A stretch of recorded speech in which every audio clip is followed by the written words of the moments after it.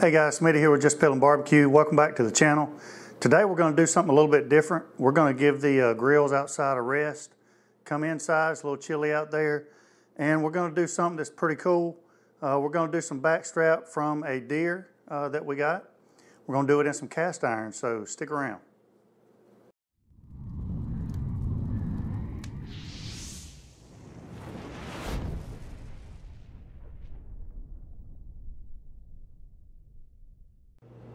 Alright, today we've got some venison backstrap. Now, here in Georgia, we just call it deer. This was one whole backstrap, but I cut it into 3 pieces so it would fit on our cutting board a little bit easier and wouldn't hang off. But this was one backstrap. And I'm going to show you a recipe today that it comes from my mom. This is how she used to cook a deer tenderloin or a deer backstrap all the time. And it's my favorite way to do it. Now, if you wanted to, you could put it on the smoker and do it that way. As you can see, this meat is really lean, and so if I were to do it on a smoker, I would probably wrap it in bacon, season it salt and pepper, and then wrap it in bacon, and then put it on the smoker and cook it that way. That way that bacon adds a little bit more fat, but we're gonna actually cook it in cast iron today and kind of pan fry this. But I'll show you all the steps. But first, we're just going to put this back strap on the cutting board, and we're going to cut about 1-inch pieces. So probably I'm going to cut that in half and then cut those in half. So you get a piece about like that, about like stewed beef is really what it is. We're going to put those in a bowl. And all of these pieces are going to be cut that way. Make them uniform so they cook pretty evenly. And when I get done cutting all these up and get those in a bowl, I'll show you the next step.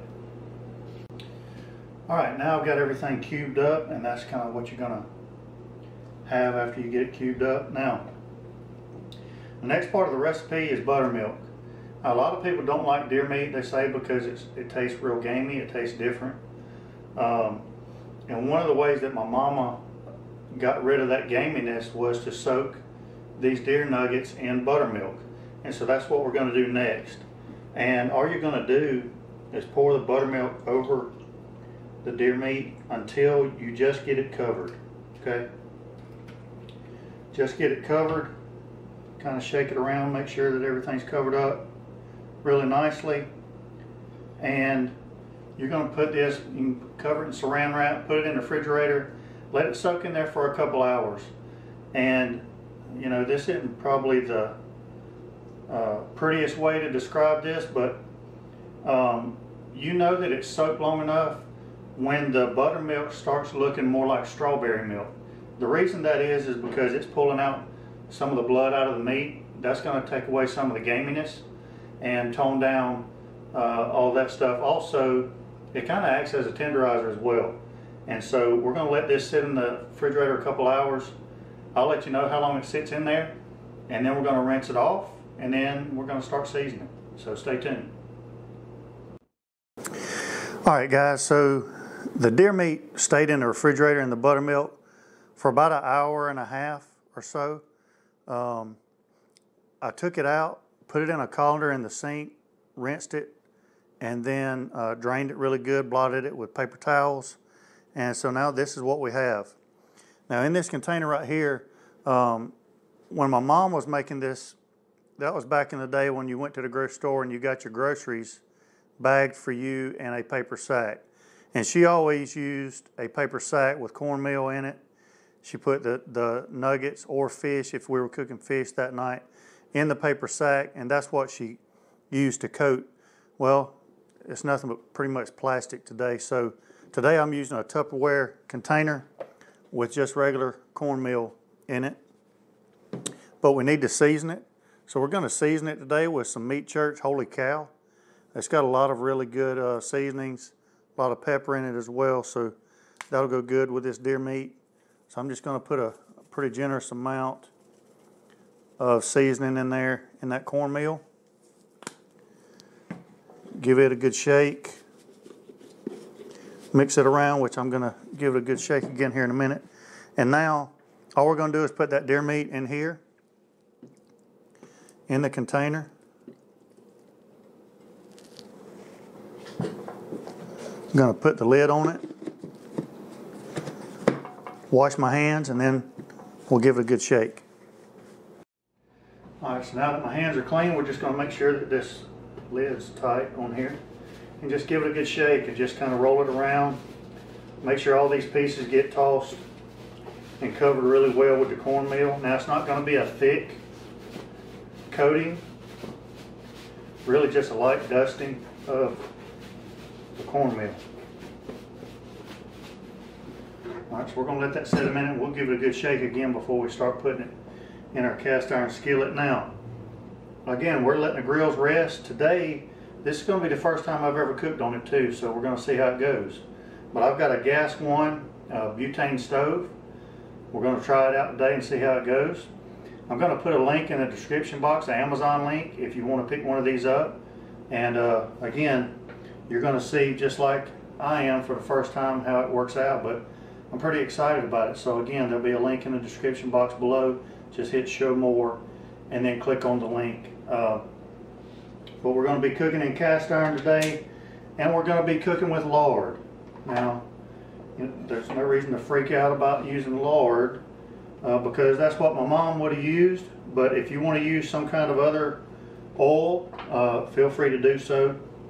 But I'm going to use a couple of pretty good scoops of lard in here, and we're going to see how that goes. I may have to add a little bit more, but we'll see. So we're just going to light it up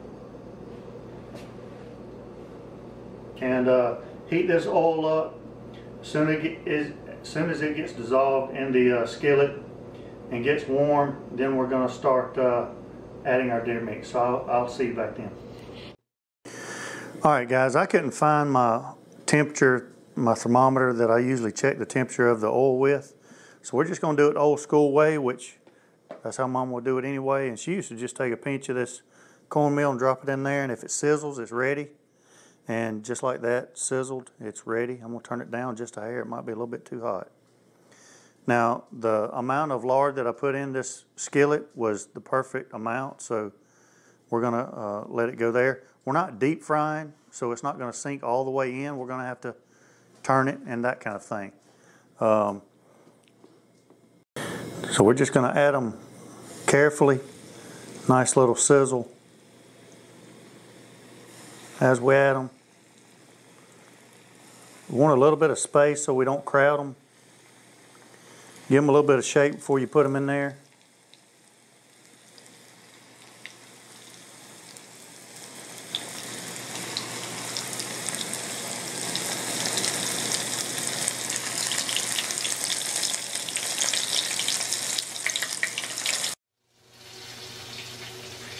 Alright, so the grease is not quite covering the nuggets, but when you see a little bit of blood come up to the top, that's one indicator that it's about time to flip. So we're going to go ahead and flip one and see how they look on the bottom.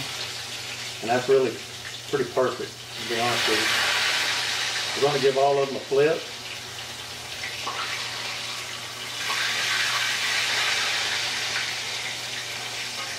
And they start feeling really light at this point. Turn the heat down just a little bit more.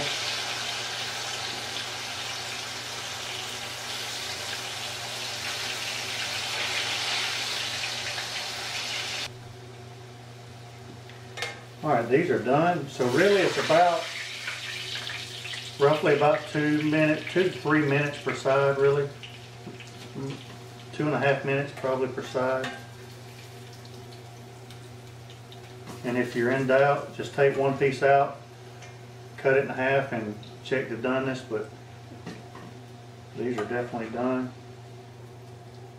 And you just keep doing them in batches.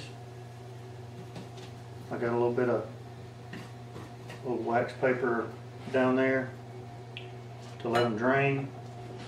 And then we're just going to be repeating this process.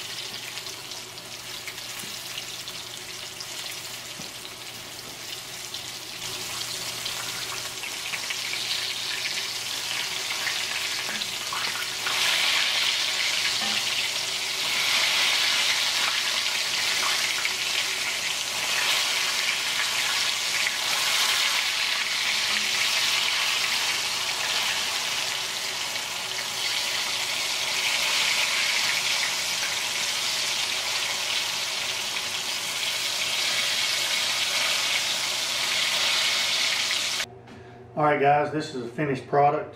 We've got all of them out.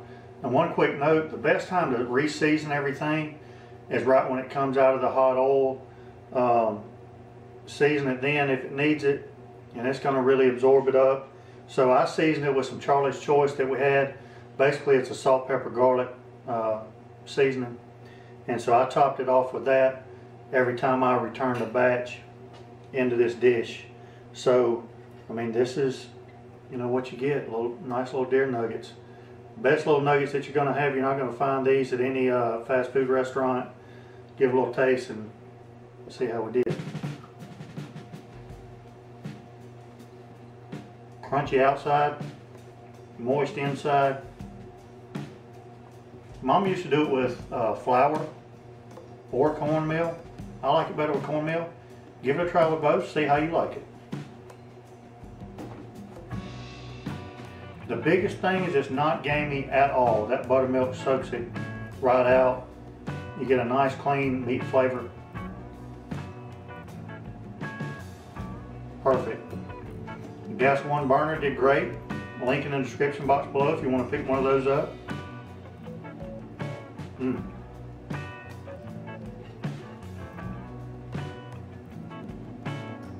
That brings back memories of home right there with Mama.